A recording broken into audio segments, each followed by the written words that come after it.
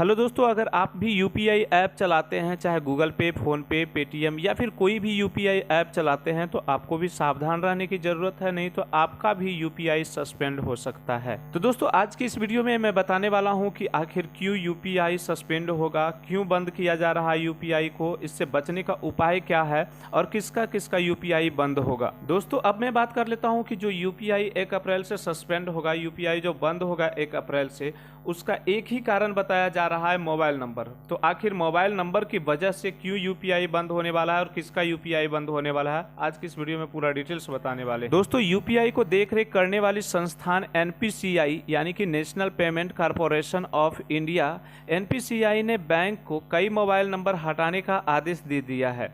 दरअसल 1 अप्रैल से उन मोबाइल नंबर को बैंक अकाउंट से हटा दिया जाएगा और यूपीआई ऐप से भी हटा दिया जाएगा, जो काफ़ी दिनों से इस्तेमाल में नहीं है और जो प्राइमरी नंबर नहीं है। दोस्तों, अब यहाँ पे बात निकल के आता है, अगर सीधा सीधा बोले तो अगर आपका मोबाइल नंबर प्राइमरी नहीं है तो आपका यूपीआई बंद हो जाएगा। आपका जो बैंक अकाउंट में नंबर दिया गया है वो नंबर को भी हटा दिया जाएगा। अगर आपका मोबाइल नंबर प्राइमरी है तो आपको कोई टेंशन लेने की ज़रूरत नहीं है। दोस्तों, अब यहाँ पे प्राइमरी और सेकेंडरी नंबर जो जिक्र किया है एनपीसीआई की तरफ से, तो आखिर प्राइमरी नंबर क्या होता है और सेकेंडरी नंबर क्या होता है, आइए सबसे पहले इस पे चर्चा कर लेते हैं। दोस्तों, अगर आपका यूपीआई ऐप प्राइमरी नंबर से बना हुआ होगा, यानी कि गूगल पे, फ़ोन पे प्राइमरी नंबर से बना है, तो आपको टेंशन लेने की आवश्यकता बिल्कुल नहीं है। लेकिन वही अगर आपका यूपीआई ऐप आपका सेकेंडरी नंबर से बना हुआ है तो आपका यूपीआई ऐप सस्पेंड कर दिया जाएगा। तो दोस्तों, सबसे पहले आप भी अपना यूपीआई ऐप चेक कर लेंगे कि आपका यूपीआई ऐप जो है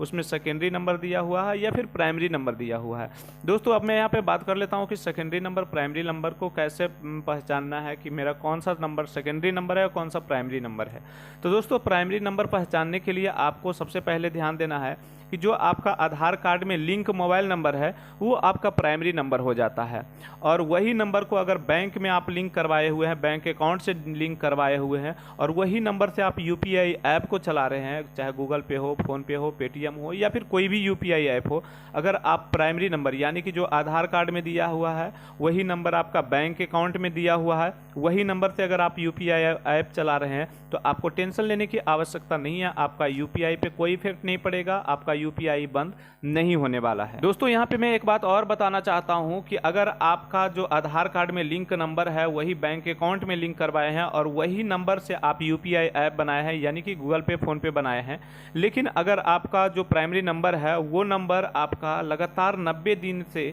कोई रिचार्ज नहीं हुआ है, तो वह नंबर से भी यूपीआई बना हुआ जो रहेगा वो सस्पेंड कर दिया जाएगा। ट्राई के नियमानुसार जिस नंबर पे 90 दिन से कोई रिचार्ज नहीं हुआ है उस नंबर को टेलीकॉम कंपनी किसी दूसरी यूजर को भी प्रोवाइड कर सकती है। हालांकि टेलीकॉम कंपनी इतना जल्दी ऐसा नहीं करती है। तो दोस्तों, यहाँ पे सबसे पहले मैं कहना चाहता हूँ कि अगर आपका भी जो आधार कार्ड से लिंक नंबर है या फिर बैंक अकाउंट से लिंक नंबर है उसको हमेशा रिचार्ज करवा के ही रखें। और जो ये एनपीसीआई यानी कि national payments corporation of India इस नियम को क्यों लाया, इस नियम को धोखाधड़ी से रोकने के लिए लाया। कई बार ऐसा देखा गया है कि जैसे मेरा नंबर है और बैंक अकाउंट में लिंक नंबर है और उसको मैं काफ़ी दिनों से रिचार्ज नहीं करवाया हूं, या फिर मैं सेकेंडरी नंबर ऐड करके रखा हूं जिसको मैं रिचार्ज नहीं करवाया हूं, और वो